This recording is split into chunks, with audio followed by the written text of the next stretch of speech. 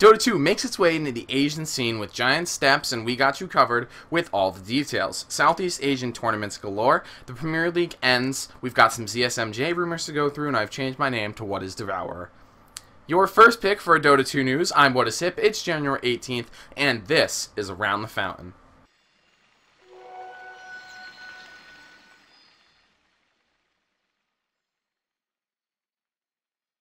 First things first, we promised an update on the G League, and here it is. The finals will take place at the Shanghai Mercedes-Benz Cultural Center on March 9th. In case you forgot, the best of 5 finals are between LGD International and Invictus Gaming. Yeah, it's a long way off, but you should save the date. It's going to be a great tournament. WhatIsHip.tv, yep, that's me, has started to co-sponsor an in-house league. It's called the North American Ladder League, and as you can probably guess, it's for North American players. However, it's a little different than a lot of the in-house leagues which are popular right now, because it's not just for really high-tier players. It's really meant for mid-range players to also help get themselves into a more competitive Dota scene, and to be able to experience what better teamwork is outside of a pub without having to find a full 5 team to play with all the time. Now, if you want to play, just email naladderleague@gmail.com with your Skype and Steam ID, and we'll be able to add you in and tell you all the details. We're setting up an IRC channel currently. It's pound NALL, but it's not quite all the way underway yet. The in-house league does have a prize pool. It's $100 for first place, $25 for second place, and third place is going to get a really cool item. But the prize pool could be expanded, as we're also looking for opportunities to expand the league. So give us an email if you think you're interested. As Dota 2 slowly creeps its way into the Asian scene more and more, Southeast Asian exclusion tournaments are on the rise. The Armageddon Dota 2 Grand Slam Asia might sound like a wrestling competition, but I assure you that there's Dota 2 in the name. It's about Dota 2. I think. This huge tournament will boast a $20,000 prize pool as well as a sponsorship deal, and will take place on the 9th and 10th of March. The sponsorship deal means the tournament is aimed at newcomers, with qualifiers happening in the following countries: Singapore, Malaysia, Vietnam with a 64 team limit, Indonesia, Philippines, Sri Lanka with a 128 team limit, and Myanmar with a limit of 32 teams. Only now do I realize that I don't think I know where Myanmar is on a map. But the qualifiers will run all through February and into March, up to the grand finals themselves. The Gosu Cup Asia installment number 4 is this weekend, and registrations are still open at the time of recording, with a prize pool total of $1,000. $500 will go to first place, $300 to second, $200 to third. At present, there's 195 teams signed up out of a max of 256.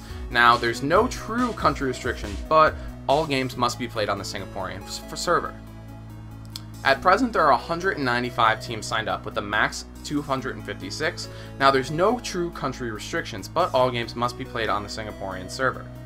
The tournament will be a best of 1 up until the semifinals. Afterwards, becomes a best of 3 for the semifinals, third place decider, and the finals between the 2 top teams. This tournament is brought to you by Gosu Gamers, MSI, and Gigabyte.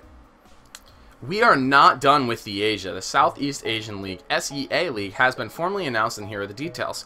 16 of the best teams in the region will compete for a $1,500 prize pool. 12 teams are invited directly, while the additional 4 teams have to qualify via 2 separate events. Each of these qualifying events will hold 8 teams, where the 2 top victorious teams move forward.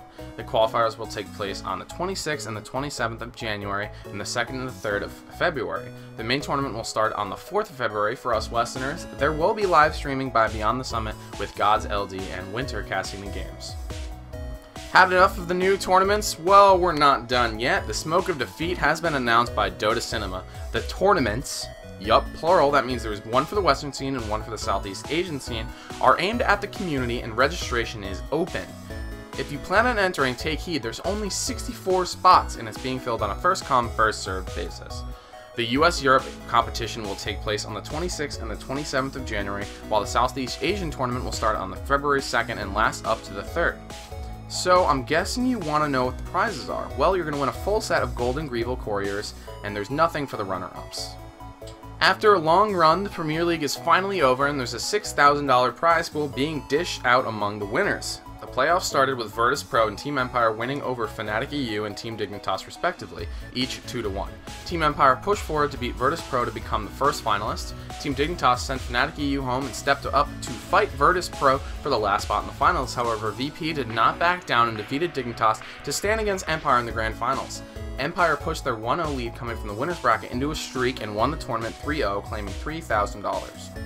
The rumor mill is churning away with news of ZSMJ. Now, in case you are unaware of the legend, he used to play for LGD and was considered to be one of the best carry players in the world, rivaled only by Burning at the time.